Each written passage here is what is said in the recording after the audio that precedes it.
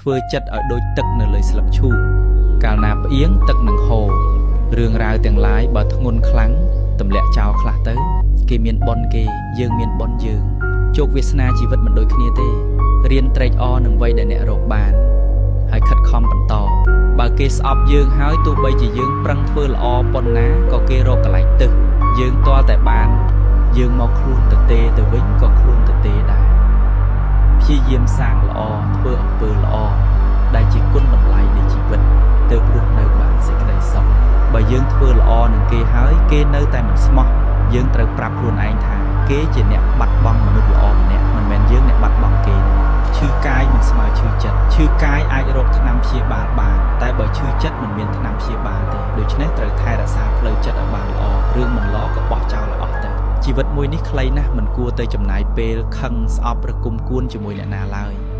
គួរចំណាយពេលស្វែងរកសេចក្តីសុខឲ្យខ្លួនឯងប្រសើរជាងដល់វ័យនេះហើយមិនចាំបាច់ខ្វល់ថាអ្នកណាពេញចិត្តឬមិនពេញចិត្តអ្នកនោះទេគ្មានអ្នកណាដឹងសុខទុក្ខយើងក្រៅពីយើងខ្លួនឯងនោះទេ